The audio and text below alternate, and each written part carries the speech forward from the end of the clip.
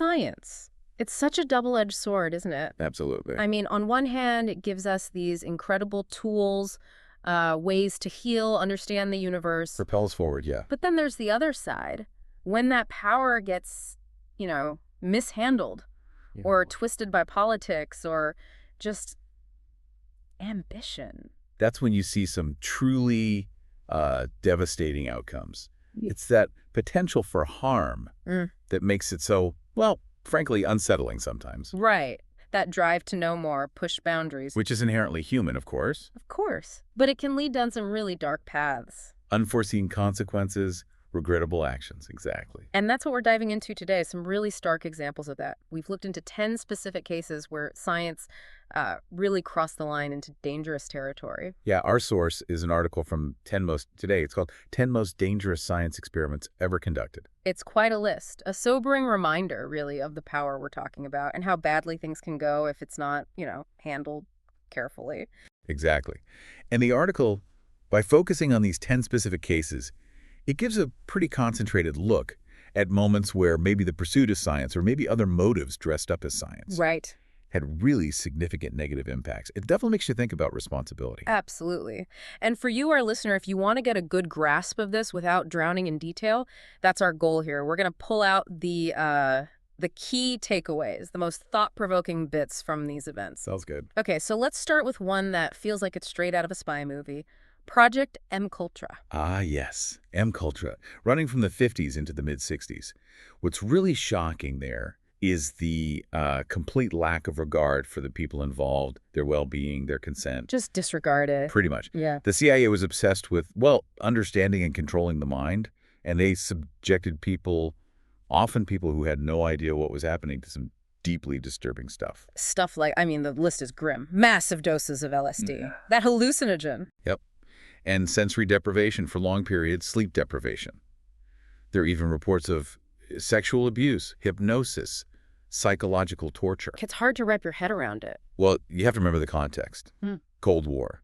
Intense paranoia, intense pressure. Right, the race against the Soviets. Exactly. So the stated goals anyway, like creating mind-controlled drugs or chemical weapons, it shows how that pressure could just push things way over the line, all in the name of national security. Okay, from covert ops to something Yeah. decades long. And in the open, sort of, the Tuskegee syphilis experiment. This one it hits hard. It really does. 40 years. 1932 to 72, the U.S. Public Health Service knowingly, deliberately withheld treatment. From hundreds of African-American men, 399, I think. That's the number, yeah, in rural Alabama, men who had syphilis. And this wasn't some rogue operation. It was government-funded. And the worst part, or one of the worst parts, penicillin. It became available, in the 40s? 1947, it was known to be effective. And they just didn't give it to them. No. They were told they had bad blood. The doctors just watched the disease progress, didn't even tell them they were dying of syphilis. Just watch them die for research. The stated aim was to study the natural progression of untreated syphilis. It shows such a deeply flawed, unethical view of research subjects. Utterly. You have to ask, whose lives were valued? What were the ethical obligations they felt they had? The outcome was just tragic. So many deaths, so much suffering for them and their families. It really makes you question who science was for back then. Yeah. Okay, let's shift from unethical studies on individuals to, weaponizing disease itself. The plague. Weaponizing the plague. That's just terrifying. It is. And to really get the weight of that, you need to think back. The Black Death, 14th century. Wiped out huge chunks of Europe. Maybe half the population. Tens of millions dead. So fast forward to the 1980s, and we find out the Soviet Union was actively researching how to weaponize that disease. Including plans for missile warheads. Seriously. That's what the intelligence suggested. It's chilling. And then defectors started talking about huge stockpiles of other things like smallpox, anthrax. Oh my God. It just lays bare how dangerous that whole biological weapons arms race was. And it shows that flip side again, right? The knowledge to fight disease? The same knowledge you can use to create weapons. It's a constant dilemma. Okay, let's come forward in time a bit. Something more contemporary, though still with its own anxieties. The Large Hadron Collider. Switzerland. The LHC. Yeah, an amazing machine, really pushing particle physics. But it spooked people, didn't it? Oh, definitely. This is where cutting-edge science meets public perception and sometimes fear The sheer power, the scale, it sparked some wild theories. Wild is right. Pulling asteroids towards Earth, causing earthquakes. Yeah, those were out there, but the big one, the one that got the most traction, was the fear it could create black holes. Tiny ones, maybe, but ones that could, Swallow the Earth. Sounds Yeah. like bad sci-fi. It does. But people were genuinely worried. Now, CERN, the organization running it, they did acknowledge the theoretical possibility of micro black holes. Oh, they did? Yeah, but they've always been very clear. These would be minuscule, vanish almost instantly, absolutely no threat. But it shows how pushing boundaries can create public uncertainty. Scientists really need to communicate clearly. So what does it actually do? In simple terms. Basically, it smashes tiny particles together at incredible speeds, really, really fast, to see what they're made of, understand the fundamental bits of the universe. Okay, got it. Right, let's go back again, geographically and historically. South Africa, apartheid era, the Aversion Project, 1971 to 89. This is a really grim example of science being twisted to serve discriminatory ideology. Because the context is key here, isn't it? Apartheid, extreme racism. Exactly. And homosexuality was classified as a mental illness then, so they created this pseudoscientific justification for a truly brutal program. Targeting gay military conscripts. Yes, subjecting them to so-called aversion therapy. Which wasn't therapy at all. It was chemical castration, electric shocks. Torture, essentially, designed to cure them. And the army was involved, even facilitated something like 900 sex change operations. Coerced, forced. 900. That's staggering. It highlights how systematic it was. And the chief psychiatrist, Dr. Aubrey Levinan, his role was central. Did he face consequences? Eventually, yes. International organizations investigated, and he was charged with human rights violations. It shows that even within oppressive systems, accountability can happen, eventually. Okay, another step back in time. A huge moment. The Trinity test, July 45, New Mexico desert. The dawn of the nuclear age, the first atomic bomb detonation, culmination of the Manhattan Project. Top secret, World War II. But what's striking is even the scientists involved, the brilliant minds who built it, they weren't entirely sure what would happen, were they? No, there was genuine uncertainty, even fear. They understood the physics, obviously, but the sheer scale of the energy they were about to unleash, it was unprecedented. Some worried it could ignite the atmosphere, or something catastrophic. There were theoretical concerns, yeah. Yeah. A runaway chain reaction that could, potentially destroy everything. Well, they calculated it wouldn't happen, the fact they even considered it. It speaks volumes about the weight of what they were doing, the So- responsibility. Absolutely. Okay, now for something different. Digging deep. Literally.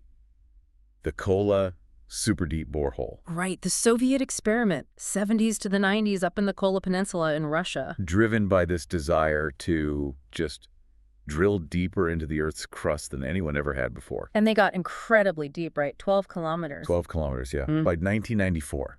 An amazing engineering feat. And they did find interesting things scientifically. Like fossils. Yeah, ancient microscopic plankton fossils, Mm. something like 24 species. Really old stuff. Remarkable, actually. But like these other big projects, it came with anxieties. It did. Concerns about, triggering earthquakes Hmm. or, more dramatically, somehow cracking the planet open. Seriously, people worried about that. Well, maybe not mainstream scientists, but the idea was floated. Those fears didn't pan out, obviously, but it shows again how pushing technological limits can breed anxiety about unintended consequences. The site's closed now, by the way. Right. Okay, back to the deeply unethical human stuff. The Guatemalan STD study, 45 to 56, this one is just appalling. It really is. The U.S. government involved in deliberately infecting, about 1,500 people in Guatemala? Out of STDs, gonorrhea, syphilis. It's just a shocking breach of ethics. Right. Research gone terribly wrong. And of the people they targeted. Soldiers, orphans, prisoners, sex workers, vulnerable people. Precisely. The methods were awful, too. Using infected prostitutes, direct injections, just a complete disregard for their health, their rights, their humanity. No wonder there was legal action later. $1 billion, was it, against Johns Hopkins for their alleged role. Yeah, the fallout continues. It's just such a stark reminder. Informed consent, ethical treatment of human subjects, these are absolutely fundamental, and they were completely ignored here. With terrible consequences for the victims. Devastating consequences. Okay, we're nearing the end of this rather grim catalog. Unit 731, World War II, the Japanese Army's secret research program. If anything, this might be one of the most horrific examples of science being utterly perverted. Barbaric doesn't even begin to cover it. General Shiro Ishii leading it. And the number of victims. 250,000? Estimated, yes. Yeah. Allied POWs, Russian prisoners, Chinese civilians mostly. The scale is one thing, but the nature of the experiments, it's almost impossible to comprehend. Things like vivisections, unconscious people. Yes. Without anesthesia, amputations, removing organs, and then there was forced pregnancy, testing biological weapons on people, freezing limbs to study frostbite. Using people to test flamethrowers. Grenades. It's just a list of unimaginable cruelty, all under the banner of research. A complete abandonment of ethics. Utter brutality disguised as science. And the fact that the data, the results from these horrors, were actually considered valuable by some later, just shows the extreme danger when the ends are seen to justify any means. Finally, and it feels necessary to include this alongside Unit 731, the Nazi concentration camp experiments. Yes. Systematic torture, murder, thousands of prisoners subjected to horrific medical experiments during World War II. The range is just sickening. Induced hypothermia, malaria infections, poisoning people, forced sterilizations, mustard gas exposure. The list just goes on, atrocities committed daily. And then you have figures like Joseph Mengele, the angel of death. His obsession with twins, particularly Roma and Jewish children, it's especially chilling. The things he did: organ removal, again, no anesthesia, dismemberment, lethal injections. Almost too awful to properly describe. His weird, ghoulish collection of victims' eyes. Yeah. Trying to research eye color, trying to prove these vile racial theories. It just shows how pseudoscience was used to justify pure evil. Exactly. Monstrous crimes wrapped in a flimsy, twisted scientific justification. So looking back at all 10 of these, wow, some really powerful, disturbing themes jump out. Definitely. Yeah. The potential for ambition to just run roughshod over human rights. Yeah, the ethical lines crossed again and again in the name of knowledge, supposedly. And the unintended consequences, the risks you take when you push boundaries without enough foresight or care. What's striking, too, is that even though these are historical, they don't feel entirely distant. No, they still resonate, don't they? They force us to think about responsible research now, about oversight, about how even well-meaning science can potentially go wrong. Which brings us to a final thought for you listening. After hearing about these examples, what does it really tell us about that ongoing need for vigilance, for strong ethical frameworks as we keep exploring? Yeah, these deep dives into the past, they pose a fundamental question, really. How do we make sure that this powerful quest for knowledge always serves humanity's best interests?